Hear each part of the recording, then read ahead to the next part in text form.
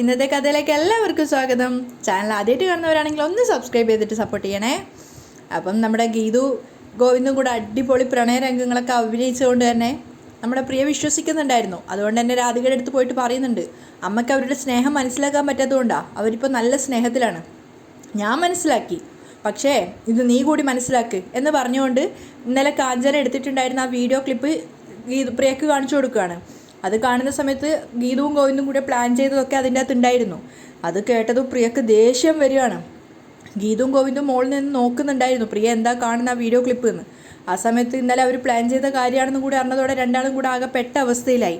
പ്രിയക്കാണെങ്കിൽ അത് കാണും തോറും കലിപ്പ് കയറിക്കൊണ്ടിരിക്കുക. എങ്ങനെയെങ്കിലും എനിക്കുള്ള ചായ നീ അവളുടെ കയ്യിൽ കൊടുത്തു വിടണം, അപ്പം നീയാണെന്ന രീതിയിൽ ഞാൻ അവളോട് പെരുമാറും. ഇതൊക്കെ കൂടെ കാണുമ്പോൾ അവൾ കരുതും നമ്മൾ തമ്മിൽ ഒടുക്കത്തെ ലവിലാണെന്ന്.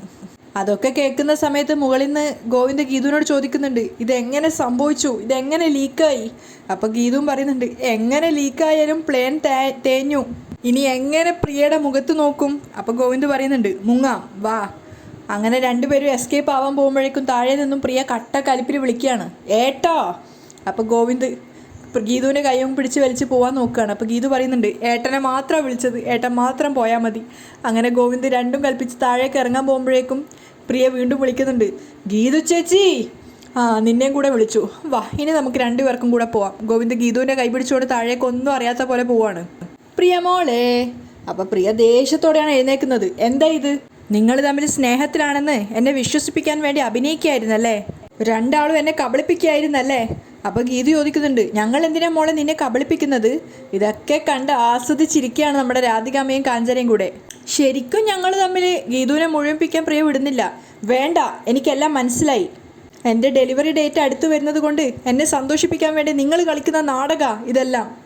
നിങ്ങളുടെ ഉള്ളിൽ പരസ്പരം സ്നേഹമില്ല, അതുകൊണ്ടാണ് ഇതൊക്കെ. ഇനി അത് ഉണ്ടാവും എന്നുള്ള വിശ്വാസം എനിക്കില്ല.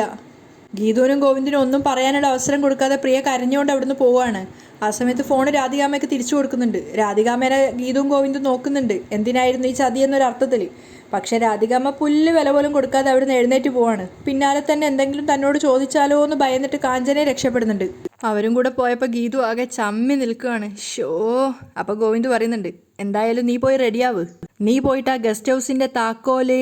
അപ്പോഴേക്കും ഗീതു ദേഷ്യത്തോടെ പറയുന്നുണ്ട്, ആദ്യം പോയിട്ട് കണ്ണേട്ടൻ രണ്ടാനമ്മയുടെ മുന്നിൽ കുറച്ച് ധൈര്യം കാണിക്ക്, എന്നിട്ട് താക്കോൽ എടുക്കുന്ന കാര്യം ആലോചിക്കാം.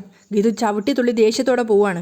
ഷേ, ആകെ മൊത്തം ചമ്മി. ഗോവിന്ദ് തിരിഞ്ഞ് നടക്കാൻ നോക്കുകയാണ്. അപ്പോഴാണ് നിലത്തൊരു കമ്മൽ കാണുന്നത്. ഗീതുവിൻ്റെ കമ്മലാണെന്ന് കരുതിയിട്ട് ഗോവിന്ദ് എടുക്കുന്നുണ്ട്. ഇത് തന്നെ വഴി. അല്പം റൊമാൻറ്റിക്കായി ഇതവളുടെ കാതിലിട്ടാ അവളുടെ എല്ലാ പിണക്കവും മാറും. കുളിക്കാൻ പോകുന്ന ഗീതുവിൻ്റെ അടുത്തേക്ക് വന്നിട്ട് റൊമാൻറ്റിക്കായിട്ട് ഗോവിന്ദ് പറയാണ്, ഇതെന്താ മുടിയൊക്കെ അഴിച്ചിട്ട് കോലം തുള്ളാൻ പോകുന്നുണ്ടോ? കോലം തുള്ളൽ ഇവിടെ നടക്കണ്ടെങ്കിലേ ഇവിടുന്ന് പൊയ്ക്കോ. ഗീതു കട്ട കലിപ്പിലാണ്. അതാ നല്ലത്. ഗീതു ബാത്റൂമിലേക്ക് പോകുമ്പോൾ ഗോവിന്ദ് വീണ്ടും വിളിക്കുകയാണ്, നിക്ക്, നിന്റെ എന്തെങ്കിലും നഷ്ടപ്പെട്ടിട്ടുണ്ടോ? ഗോവിന്ദ് കയ്യിലുള്ള കമ്മലും വെച്ചിട്ടാണ് പറയുന്നത്. അപ്പോൾ ഗീതു പറയുന്നുണ്ട്, എന്താ അത്? മനസ്സമാധാനം. നിങ്ങളുടെ കൂടെ കൂടിയതിന് ശേഷം ഞാനത് അനുഭവിച്ചിട്ടേയില്ല. അപ്പോഴേക്ക് റൂമിലേക്ക് വരുന്ന പ്രിയ ഇതാണ് കേൾക്കുന്നത്. അപ്പോൾ അവർ രണ്ടുപേരും എന്താ സംസാരിക്കുന്നത് കേൾക്കാൻ വേണ്ടി പ്രിയ കാത്തു നിൽക്കുകയാണ്. ആ സമയത്ത് ഗോവിന്ദ് വീണ്ടും പ്രണയത്തോട് ചോദിക്കുന്നുണ്ട്, അതല്ല വേറെ എന്തെങ്കിലും നഷ്ടപ്പെട്ടിട്ടുണ്ടോ? എനിക്കെൻ്റെ ജീവിതമേ നഷ്ടപ്പെട്ടല്ലോ, അതിനേക്കാളും വലിയ നഷ്ടം ഇനി എന്താ വരാനുള്ളത്? ഗീതുവിൻ്റെ ആ വാക്കുകൾ കേട്ട സമയത്ത് പ്രിയക്ക് ആകെ കൂടെ ടെൻഷൻ ആവുകയാണ്. കാരണം അവൾക്ക് വേണ്ടിയാണ് ഇവരെ ജീവിതം സാക്രിഫൈസ് ചെയ്തതെന്ന് ആലോചിച്ചിട്ട്. ആ സമയത്ത് ഗീതു പറയുന്നുണ്ട്, ഇവിടെ വന്ന് കയറിയതിന് ശേഷം എൻ്റെ സ്വപ്നങ്ങളും ആഗ്രഹങ്ങളും പ്രതീക്ഷകളും എല്ലാം നഷ്ടമായി. അതിന് കാരണക്കാരൻ നിങ്ങളാ. ഇതൊക്കെ കേൾക്കുമ്പോൾ പ്രിയക്ക് വീണ്ടും വീണ്ടും ടെൻഷൻ ആവുകയാണ്. അപ്പോൾ ഗോവിന്ദ് വീണ്ടും പ്രണയത്തോടെ പറയുന്നുണ്ട്, ഞാൻ ചോദിച്ചത് അതല്ല, നിന്റെ ഓർണമെൻറ്റ്സ് വല്ലതും നഷ്ടപ്പെട്ടിട്ടോ എന്നാ? വളയോ കമ്മലോ മാലയോ അങ്ങനെ എന്തെങ്കിലും? അപ്പോൾ ഗീതു പറയുന്നുണ്ട്, ഒന്നും നഷ്ടപ്പെട്ടിട്ടില്ല. കഴുത്തിലെ ഒരു എക്സ്ട്രാ കയറ് ചുറ്റിയിട്ടേ ഉള്ളൂ. അപ്പോൾ ഗോവിന്ദും പറയുന്നുണ്ട്, അതിൻ്റെ ഒരു കുരുക്ക് എൻ്റെ കഴുത്തിലും ചുറ്റിക്കിടക്കുക. അതുകൊണ്ട് നീ അനുഭവിക്കുന്ന ത്യാഗത്തെക്കുറിച്ചുള്ള കൂടുതൽ ഡയലോഗൊന്നും ഇങ്ങോട്ടേക്ക് വേണ്ട. അപ്പോൾ ഇത് കേൾക്കുമ്പോൾ പ്രിയക്ക് മനസ്സിലായി രണ്ടുപേരും തൻ്റെ മുന്നിൽ അഭിനയിക്കുന്നത് തന്നെയാണെന്ന്. പിന്നെ കൂടുതൽ സംസാരിക്കാതെ ഗോവിന്ദ് കയ്യിലുള്ള കമ്മൽ ഗീതുവിന് കാണിച്ചു കൊടുക്കുകയാണ്. നിന്റെ നഷ്ടപ്പെട്ട കമ്മൽ നൽകാനാണ് ഞാൻ വന്നത്. ഇത് ഞാൻ നിന്റെ കാതിലിട്ട് തരട്ടെ? ആ സമയത്ത് പ്രിയ ദേഷ്യത്തോടെ അകത്തേക്ക് കയറി പോവാണ്. എന്നിട്ട് അവൾ പറയുന്നുണ്ട്, അതെ, ഞാൻ ഇങ്ങോട്ടേക്ക് കയറി വരുന്നത് കൊണ്ടുള്ള അഭിനയാണോ? ഏട്ടൻ ചേച്ചിക്ക് കമ്മലിട്ട് കൊടുക്കുന്ന ഞാൻ. ഓ കൊള്ളാം. ഗോവിന്ദിനെ ഒന്നും പറയാൻ അനുവദിക്കാതെ പ്രിയ തന്നെ സംസാരിക്കുകയാണ്. ഇവർ തമ്മിൽ ഒടുക്കത്തെ റൊമാൻസ് ആണെന്ന് തെറ്റിദ്ധരിക്കുന്നു. അതിനല്ലേ ഈ പ്ലേ? ഏട്ടൻ്റെ ഉദ്ദേശം എനിക്ക് ശരിക്കും മനസ്സിലായി. പക്ഷേ ഇനി ഏട്ടൻ്റെ റൊമാൻറ്റിക് ആക്ടിങ് ഇവിടെ ചെലവാവില്ല. ഇത് എൻ്റെ കമ്മലാ. എന്നിട്ട് അവൾ കാത് കാണിച്ചു കൊടുക്കുകയാണ്. ഇത് എവിടെയാ പോയതെന്ന് അന്വേഷിച്ച് വരുമായിരുന്നു. സ്വന്തം ഭാര്യയുടെ കമ്മൽ ഏതാന്ന് പോലും തിരിച്ചറിയാൻ പറ്റാത്ത ഭർത്താവാ എൻ്റെ ഏട്ടൻ. അപ്പോഴേക്കും ഗോവിന്ദനും ദേഷ്യം കയറാണ്. നിങ്ങൾ പെണ്ണുങ്ങൾ മാലയും കമ്മലും ഒക്കെ അങ്ങോട്ടും ഇങ്ങോട്ടും മാറ്റിയിടുമല്ലോ. ആരുടെ കമ്മലാണ് ഏത് കമ്മലാണെന്ന് എനിക്ക് മനസ്സിലായില്ല. പിന്നെ കമ്മലിട്ട് കൊടുക്കുന്ന കാര്യം ഗീതുവിന് മാത്രമല്ല, നിനക്ക് എപ്പോൾ പുതിയ കമ്മൽ വാങ്ങിയാലും അത് ഇട്ട് തരുന്നത് ഞാനായിരുന്നു. അത് കേട്ടതും പ്രിയ ആകെ സങ്കടത്തോടെ തല കുനിക്കുകയാണ്. അപ്പം ഗോവിന്ദ് പുഞ്ചിരിച്ചുകൊണ്ട് പറയുന്നുണ്ട്, മോളെ ഇത് ചിലപ്പോൾ എൻ്റെ കയ്യിൽ തന്നെ കിട്ടിയത് ആ സ്മരണ പുതുക്കാനായിരിക്കും. ഇത് ഏട്ടൻ ഇട്ട് തരാം എന്ന് പറഞ്ഞുകൊണ്ട് പ്രിയക്ക് ആ കമ്മലിട്ട് കൊടുക്കുകയാണ്. അപ്പോഴേക്കും രാധിക ആ മുറിയുടെ മുന്നിലെത്തിയിട്ടുണ്ടായിരുന്നു. അവരും സന്തോഷത്തോടെ നിൽക്കുകയാണ്. ഗീതുവിനും അത് കണ്ടപ്പോൾ ഒരു സന്തോഷം തോന്നുന്നുണ്ട്. അപ്പോൾ കമ്മലിട്ടതിന് ശേഷമാണ് അവളുടെ കഴുത്തിൻ്റെ ബാക്കിൽ ചെവിയുടെ പിറകിലായിട്ടുണ്ടായിരുന്ന കാക്കപ്പുള്ളി ഗോവിന്ദ് കാണുന്നത്. അപ്പോൾ അവൻ പറയുന്നുണ്ട്, നിൻ്റെ ഈ കാക്കപ്പുള്ളി വലുതായി വരുന്നുണ്ടല്ലോ. കഴുത്ത് വലുതായപ്പോൾ അതും വണ്ണം വെച്ച് വന്നതാ, പ്രിയ പറയുന്നുണ്ട്. ആ സമയത്ത് ഗോവിന്ദ് ഗീതുവിന് പറഞ്ഞു കൊടുക്കുകയാണ്, ഇവൾ ജനിച്ചപ്പോൾ ഈ മറുക് കണ്ടിട്ട് കാണാൻ മറയത്തെ കാക്കപ്പുള്ളി മറുക് ഭാഗ്യം കൊണ്ടുവരുമെന്ന് ആദ്യം പറഞ്ഞത് രാധിക അമ്മയാ. അത് കേട്ടത് രാധിക പുഞ്ചിരിക്കുകയാണ് ആ ഒരു സംഭവം ആലോചിച്ചിട്ട്. അതുപോലെ തന്നെ സംഭവിച്ചു. തെരുവിൽ കൂലിപ്പണിക്കാരനായി തുടങ്ങിയ എന്നെ AGM ഗ്രൂപ്പിൻ്റെ ചെയർമാനാക്കി വളർത്തിയത് ഈ ഭാഗ്യമറുകാണെന്ന് ഞാൻ വിശ്വസിക്കുന്നു. രാധിക അഭിമാനത്തോടു കൂടി പുഞ്ചിരിക്കുകയാണ് ആ ഒരു കാലഘട്ടം ആലോചിച്ചിട്ട്. എന്നിട്ട് അകത്തേക്ക് കയറിപ്പോയിട്ട് ഗോവിന്ദനോട് പറയുന്നുണ്ട്, നീ ആ കാലഘട്ടമൊന്നും മറന്നിട്ടില്ലല്ലോ മോനെ. ഇപ്പോഴും തൻ്റെ ഇടത്തോടെ എന്നെ ജീവിക്കാൻ പ്രേരിപ്പിക്കുന്നത് ഇല്ലായ്മയുടെ ആ കാലഘട്ടമല്ലേ അമ്മേ. അത് മറന്നാൽ പിന്നെ ഞാനുണ്ടോ? ഗോവിന്ദ് അമ്മയോട് സ്നേഹത്തോടെ പറയുകയാണ്. അതൊക്കെ കേൾക്കുമ്പോൾ ഗീതുവിന് ദേഷ്യം കയറുന്നുണ്ട്. ഗീതുവിൻ്റെ ആ പുച്ഛം കണ്ടതും രാധിക പറയുന്നുണ്ട്, അതൊന്നും ഇവിടെ ചിലർക്കറിയില്ല. അവരുടെ വിചാരം നമ്മൾ ഈ നിലയിലെത്തിയത് കള്ളക്കടത്തും അധോലോകവും ഒക്കെ നടത്തിയിട്ടാന്നാ.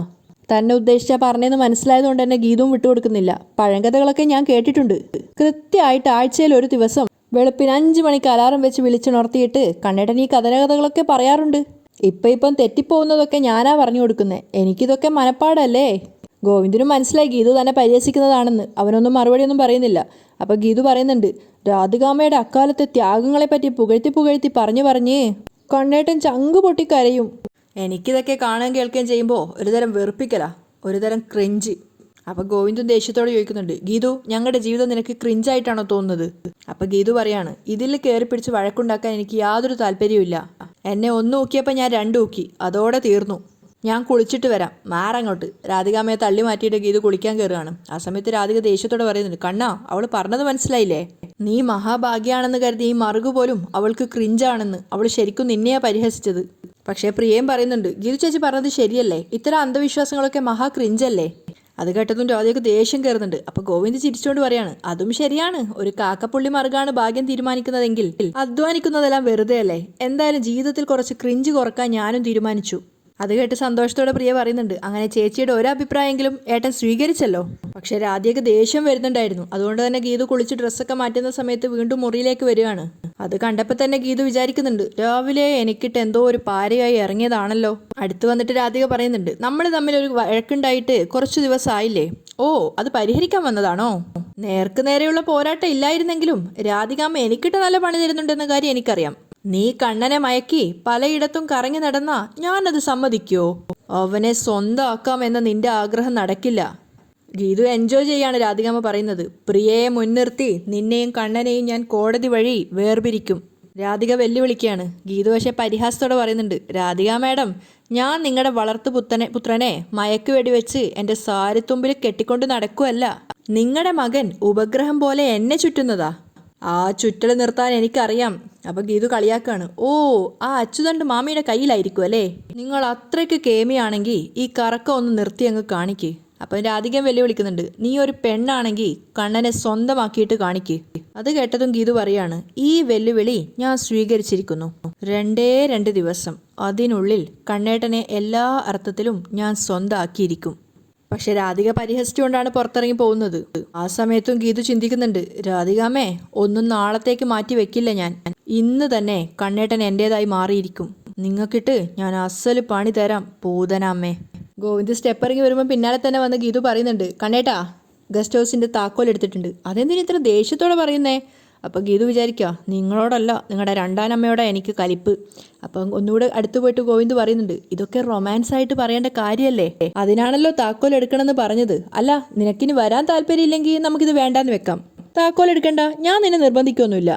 ഗോവിന്ദ് അവിടുന്ന് പോകാൻ നോക്കിയപ്പോഴേക്കും ഗീതു കൈ കയറി പിടിക്കുകയാണ്. നിൽക്ക്, നിങ്ങളിനി നിർബന്ധിച്ചില്ലെങ്കിലും താക്കോൽ എടുക്കണ്ടെന്ന് പറഞ്ഞാലും ഞാൻ താക്കോൽ എടുക്കുകയും ചെയ്യും, നിങ്ങളെ അങ്ങോട്ടേക്ക് കൂട്ടിക്കൊണ്ട് പോവുകയും ചെയ്യും. അപ്പോൾ ഗോവിന്ദ് പറയുന്നുണ്ട്, ഇതെന്താ, നിനക്കാണല്ലോ ഇപ്പോൾ ആവേശം കൂടുതൽ. അപ്പോൾ ഗീതു ഇങ്ങനെ ദേഷ്യത്തോടെ ഗോവിന്ദിനെ നോക്കുന്നുണ്ട്. അവസ്ഥ അതായിപ്പോയി, മാറ്. ഗീതു അവനെ തള്ളി മാറ്റി പോകുമ്പോൾ ഗോവിന്ദ് ചിന്തിക്കുന്നുണ്ട്, ഇതെന്തോ കുഴപ്പമാണല്ലോ. അപ്പോഴേക്കും അജാസും അവർണികയും കൂടെ അങ്ങോട്ടേക്ക് വരുന്നുണ്ട്. അവർ പരസ്പരം ഗുഡ് മോർണിംഗ് ഒക്കെ പറഞ്ഞതിന് ശേഷം ഗോവിന്ദ് ചോദിക്കുന്നത് എന്താ ഇങ്ങോട്ടേക്ക് വന്നത്. അത് ഓഫീസിൽ ഇറങ്ങുന്നതിന് മുമ്പ് കുറച്ച് സംസാരിക്കാനുണ്ടായിരുന്നു, അതാ ഇങ്ങോട്ടേക്ക് വന്നത്. അവരെ സ്വീകരിച്ചിരുത്തിയപ്പോഴേക്കും രാധികയും വരുണും അതുപോലെ പ്രിയയൊക്കെ അവരുടെ ശബ്ദം കേട്ടി അങ്ങോട്ടേക്ക് വരികയാണ്. അപ്പോൾ എല്ലാവരും കേൾക്കാനായിട്ട് അജാസ് കാര്യം പറഞ്ഞു കൊടുക്കുകയാണ്. അത് വില്വാതുരി ദ്വീപിൽ ഒരു റിസോർട്ട് വിൽക്കാനിട്ടിട്ടുണ്ട്. ഒരുപാട് സാധ്യതയുള്ള സ്ഥലമാണ് ഈ വില്വാതുരി ദ്വീപ്. ആ റിസോർട്ട് നമുക്ക് വാങ്ങാൻ സാധിച്ചാൽ അതൊരു വലിയ ലാഭമായിരിക്കും. ആ സ്ഥലത്തിൻ്റെ പ്രത്യേകത കൊണ്ട് തന്നെ ഒരുപാട് ടൂറിസ്റ്റുകളെ നമുക്ക് അങ്ങോട്ടേക്ക് ആകർഷിക്കാനാവും. ഇപ്പം തന്നെ ധാരാളം ഗസ്റ്റുകൾ അങ്ങോട്ടേക്ക് എത്തുന്നത്. നമ്മുടെ ഐഡിയയിൽ ആ ദ്വീപ് ഒരു ടൗൺഷിപ്പ് ആക്കാൻ സാധിച്ചാൽ അതിനുള്ള സ്ഥലവും ചെറിയ വിലക്ക് തന്നെ റിസോർട്ടിനടുത്ത് കിട്ടാനുണ്ട്. അജാസ് പറഞ്ഞു നിർത്തിയതും അവർണിക പറയാണ്, അജാസ് പറഞ്ഞതും എൻ്റെ ഡാഡിയുടെ മനസ്സിലുണ്ടായ ഒരു ഡ്രീം പ്രൊജക്റ്റാണ് എനിക്ക് ഓർമ്മ വന്നത്. മനോഹരമായൊരു ടൗൺഷിപ്പ്, അവിടെ ഹോസ്പിറ്റൽ, സ്കൂൾ, ആരാധനാലയങ്ങൾ, മോളുകൾ എല്ലാം പ്ലാൻഡായി ഡിസൈൻ ചെയ്ത് സെറ്റ് ചെയ്ത് ഒന്നിനും ഒരു കുറവുമില്ലാത്ത ടൗൺഷിപ്പ്. എല്ലാവരും അവർണിക അജാസും പറയുന്നത് ശ്രദ്ധിച്ച് കേൾക്കുന്നുണ്ട്. അപ്പം അവർണിക പറയാണ്, എന്തായാലും ഇനി അത് ഞങ്ങൾക്ക് നടത്താനാവില്ല. ഗോവിന്ദ് സാറിലൂടെ അത് നടന്നു കഴിഞ്ഞാൽ ഒരുപാട് സന്തോഷം. പക്ഷേ എന്തോ ഗോവിന്ദിന് അത് കേട്ടിട്ട് വലിയ താല്പര്യം തോന്നുന്നില്ല. അപ്പം അവർണിക പറയുന്നുണ്ട്, ഇനീഷ്യൽ ഇൻവെസ്റ്റ് മാത്രം നമ്മൾ നടത്തിയാൽ മതി, പിന്നെ NRI ബിസിനസ്സുകാർ നമ്മുടെ അടുത്ത് ക്യൂ ആയിരിക്കും. അപ്പം അജാസും പറയാണ്, സാറേ നമുക്കൊന്ന് അവിടെ വരെ പോയി പ്രോപ്പർട്ടി കണ്ടാലോ, എന്നിട്ട് തീരുമാനം എടുത്താൽ മതി. പക്ഷേ ആ സമയത്തും ഗോവിന്ദിൻ്റെ മുഖത്ത് വലിയ താല്പര്യമൊന്നുമില്ല. പക്ഷേ വരുണും രാധികയ്ക്കും അത് കേട്ടപ്പോൾ നല്ല തൃപ്തി തോന്നുന്നുണ്ട്. രാധിക പറയുകയും ചെയ്തു, കേട്ടിട്ട് നല്ലൊരു പ്ലാനായിട്ടാണ് തോന്നുന്നത്. നമുക്കവിടെ ഒരു അറക്കൽ സിറ്റി തന്നെ നിർമ്മിച്ചെടുക്കാം, അല്ലേ കണ്ണാ? പക്ഷേ ഗോവിന്ദ് ഒന്നുപോലും ആലോചിക്കാതെ പെട്ടെന്ന് മറുപടി പറയാണ്, എനിക്കെന്തോ ആ തോന്നലില്ല, എന്തോ എനിക്ക് പ്രൊജക്റ്റിനോട് താല്പര്യവുമില്ല. ഇപ്പോഴുള്ള ബിസിനസ് തന്നെ നോക്കി നടത്താൻ പറ്റുന്നില്ല, അതിനിടെ സിറ്റി ഗ്രാമം ഒന്നും വേണ്ട. അപ്പോൾ വരുണ് പറയുന്നുണ്ട്, അല്ല അത് നമുക്ക് ഒന്നുകൂടെ ആലോചിച്ചിട്ട് അഭിപ്രായം പറഞ്ഞാൽ പോരെ, ഇങ്ങനെ ചാടിക്കയറി വേണ്ടാന്ന് തീരുമാനിക്കണോ? അത് കേട്ട് രാധികയും പറയുന്നുണ്ട്, ആ അതാ ശരി, ഇപ്പോഴത്തെ ഈ തിരക്കൊക്കെ ഒന്ന് കഴിഞ്ഞോട്ടെ, എന്നിട്ട് നമുക്ക് വിശദമായിട്ടൊന്ന് ഇരിക്കാം. പക്ഷെ അപ്പോഴേക്കും ഗീതു ചാടി എഴുന്നേക്കാണ്. താല്പര്യമില്ലെന്ന് കണ്ണേട്ടൻ പറഞ്ഞതല്ലേ, പിന്നെ എന്തിനാ ഇവിടെ വീണ്ടും ഇരിക്കുന്നത്? അത് കേട്ടതും അജാസും അവർണികയും എന്തോ ഒരു ഇതിൽ എണീക്കുകയാണ്. ഇപ്പൊ തന്നെ അവരോട് വേണ്ടാന്ന് പറഞ്ഞാൽ പോരെ? അജാസും അവർണിക ആകെ വല്ലാതെ ഒരു അവസ്ഥയിൽ നിൽക്കുകയാണ്. അപ്പൊ രാധിക പറയുന്നുണ്ട്, ഇത്തരം വലിയ കാര്യങ്ങൾ സംസാരിക്കുന്നിടത്ത് നിന്റെ അഭിപ്രായം ആവശ്യമില്ല, ഞങ്ങൾക്കറിയാൻ തീരുമാനം എടുക്കാം, ഞങ്ങളത് ആലോചിച്ചിട്ട് അഭിപ്രായം പറഞ്ഞോളാം. അപ്പൊ ഗീതു ആകെ വല്ലാതായി നിന്ന് കണ്ടപ്പോൾ തന്നെ ഗോവിന്ദ് പറയുന്നുണ്ട്, അജാസ് അവരെ വിളിച്ച് താല്പര്യമില്ലെന്ന് പറഞ്ഞേക്ക്. ഓക്കെ സാർ, അജാസ് പറയാണ്. പക്ഷേ ഗോവിന്ദിൻ്റെ ആ അഭിപ്രായം കേട്ടതും രാധികയും വരുണും ശരിക്കും ഞെട്ടുകയാണ്. അത്ര പെട്ടെന്ന് ഗോവിന്ദ് അത് വേണ്ടാന്ന് വെക്കുമെന്ന് രാധിക വിചാരിച്ചിരുന്നില്ല. പക്ഷേ ഗീതു രാധികയെ നോക്കി പരിഹസിക്കുകയാണ്. അപ്പോഴേക്കും ഗീതു അവർണികയെ വിളിച്ചുകൊണ്ട് പുറത്തു പോകുമ്പോൾ ഗോവിന്ദ് ചിന്തിക്കുന്നുണ്ട്, ഈ അവർണികയുടെ കൂടെ പോയി ഇവളെങ്ങനെ ഗസ്റ്റ് ഹൗസിലെത്തും? ഫോൺ എടുത്ത് സമയം നോക്കിയിട്ട് ഗോവിന്ദും പറയാണ്, അമ്മേ ഞാൻ ഇറങ്ങുകയാണേ എന്ന് പറഞ്ഞ് പ്രിയക്കും യാത്ര പറഞ്ഞ് ഗോവിന്ദ് അവിടുന്ന് പോകുന്നുണ്ട്. പ്രിയ അവിടുന്ന് പോയതിനു ശേഷം വരുണ് പോയിട്ട് രാധികയോട് പറയുന്നുണ്ട്, അമ്മ ഈ പ്രൊജക്റ്റ് നമുക്ക് വേണം, അവിടെ ഒരു ടൗൺഷിപ്പും പണിയണം, എന്തു പറഞ്ഞിട്ടായാലും അമ്മ ഏട്ടനെ കൊണ്ട് സമ്മതിപ്പിക്കണം. രാധികയ്ക്ക് പക്ഷെ എന്തോ ഒരു തോറ്റൊരു പ്രതീതി തോന്നുകയാണ്. ഗോവിന്ദ് നേരെ ഗസ്റ്റ് ഹൗസിൽ ചെന്ന സമയത്ത് ഗീതുവിൻ്റെ കാറും അവിടെയുണ്ട്, ഗീതു അവിടെ പുറത്തിരിക്കുന്നുണ്ട്. കാറ്റുകൊണ്ടിരിക്കുകയല്ലേ? കുറച്ചേറെ കാറ്റ് കൊണ്ടു. ഗീതുവും കളിയാക്കിക്കൊണ്ട് പറയാണ്. അങ്ങനെ ഗീതുവിൻ്റെ അരികിൽ വന്നിരുന്ന് ഗോവിന്ദ് ചോദിക്കുന്നുണ്ട്, അവർണിക്ക് എങ്ങനെ ഒഴിവാക്കി? ഒരുപാട് കഷ്ടപ്പെട്ടു, ഒടുവിൽ പച്ചയ്ക്ക് കാര്യം പറയേണ്ടി വന്നു. അത് കേട്ടതും ഗോവിന്ദ് ചമ്മാണ്. അയ്യേ, അങ്ങനെ പറയണ്ടായിരുന്നു. പിന്നെന്താ, ഞങ്ങളുടെ പ്രണയ പ്രകടനങ്ങൾക്കിടയിൽ ജഡ്ജായിട്ട് വന്നിരിക്കാൻ പറയണമായിരുന്നോ? എന്നെപ്പറ്റി അവൾ എന്ത് വിചാരിക്കും?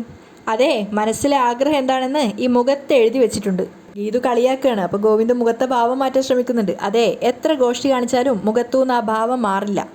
എങ്കിലേ നമുക്ക് ഇവിടെ ഇരിക്കേണ്ട, അകത്തിരിക്കാന്ന് പറഞ്ഞ് ഗോവിന്ദ് എഴുന്നേക്കുകയാണ്. അങ്ങനെ വാതിൽ തുറക്കാൻ പോകുമ്പോൾ ഗീതു ഇങ്ങനെ തലയാട്ടുന്നുണ്ട്. എന്നിട്ട് പറയാണ്, അതെ, അവർണികയെ ഒഴിവാക്കി ഇവിടെ എത്തിയപ്പോൾ തോന്നി അവർണികയെ ഒഴിവാക്കണ്ടായിരുന്നു, അവളോട് ഇതൊന്നും പറയാതെ അവളുടെ കൂടെ തന്നെ പോയാൽ മതിയെന്ന് തോന്നി. അതെന്താ പെട്ടെന്ന് അങ്ങനെ തോന്നാൻ? ഗോവിന്ദ് ചോദിക്കുന്നുണ്ട്. അതെ, നമ്മൾ മനസ്സിൽ കാണുമ്പോൾ കൊണ്ടിട്ടെൻ്റെ രണ്ടാനമ്മ അത് മാനത്ത് കാണും. നീ എന്തിനാ ഇടയ്ക്കിടയ്ക്ക് ഈ രാധികാമ്മ ഇതിനിടയിലേക്ക് വലിച്ചിടുന്നത്? ഇതാ ഞാനൊരു കാര്യം പറഞ്ഞേക്കാം, അമ്മയെക്കുറിച്ച് അനാവശ്യം പറയരുത്. എങ്കിൽ ഇതേ താക്കോല് നിങ്ങൾ തന്നെ വാതിൽ തുറക്ക്. എന്നിട്ട് ഗോവിന്ദ് താക്കോൽ ചാടിക്കൊടുക്കുകയാണ് ഗീതു. ഓ, എനിക്ക് തുറക്കാൻ അറിയാം എന്നും പറഞ്ഞുകൊണ്ട് ഗോവിന്ദ് വാതിൽ തുറക്കാൻ നോക്കുകയാണ്. ആ സമയത്ത് എത്ര ശ്രമിച്ചിട്ടും വാതിൽ തുറക്കാൻ കഴിയുന്നില്ല. അവൻ ചോദിക്കുന്നുണ്ട്, താക്കോല് മാറിയോ? മാറിയതേ താക്കോലല്ല, പൂട്ടാ. ഗീതു ദേഷ്യത്തോടെ പറയാണ്. ഗോവിന്ദ് അമ്പരന്ന് നോക്കുന്ന സമയത്ത് ലോക്ക് മാറിയിട്ടുള്ളത്. അപ്പൊ ഗീതു പറയുന്നുണ്ട്, നമ്മൾ സമ്മേളനം നടത്താൻ ഇങ്ങോട്ട് വരുമെന്ന് കണക്ക് കൂട്ടിയ രാധികാമ്മ ലോക്കേ മാറ്റിക്കളഞ്ഞു. ഗോവിന്ദിന് ആദ്യമായിട്ട് സങ്കടം തോന്നുകയാണ്. എൻ്റെ ഈശ്വരാ, മനസ്സിൽ ഇത്രയും കുടില തന്ത്രമുള്ളൊരു രണ്ടാനമ്മയാണോ രാധികാമ്മ? ഗോവിന്ദ് ആകെ നിരാശനായിട്ടാണ് പറയുന്നത്. അപ്പം ഗീതു പറയുന്നുണ്ട്, സ്വന്തം കാര്യം മുടങ്ങിയപ്പോൾ രണ്ടാനമ്മ കുടിലതയും കുതന്ത്രതയും ഒക്കെ ഉള്ളൊരു സ്ത്രീയായി മാറിയല്ലേ? മാസങ്ങളായിട്ട് ഞാനിത് തന്നെയല്ലേ പറഞ്ഞുകൊണ്ടിരുന്നത്? എൻ്റെ വാക്കിനപ്പോൾ വിലയില്ലായിരുന്നോ? ഗോവിന്ദ് ആകെ ചമ്മി നിരാശനായിട്ട് നിന്നപ്പോൾ ഗീതു പറയുന്നുണ്ട്, അതെ ഇനി ഇതികർത്തവ്യ മൂടനായിട്ട് നിൽക്കാതെ ഇതികർത്തവ്യ മൂടനോ? ഗോവിന്ദ് തിരിച്ചു ചോദിക്കുകയാണ്. ആ, എന്ത് ചെയ്യണം എന്നറിയാതെ കുഴയുന്ന കിഴങ്ങൻ. ഗീതു അർത്ഥം പറഞ്ഞുകൊടുത്ത് കേട്ടിട്ട് ഗോവിന്ദ് ഒന്നുകൂടെ ചോദിക്കുന്നുണ്ട്, അങ്ങനെയാണ് ഇന്നത്തെ എപ്പിസോഡ് വൈൻഡപ്പ് ചെയ്യുന്നത്.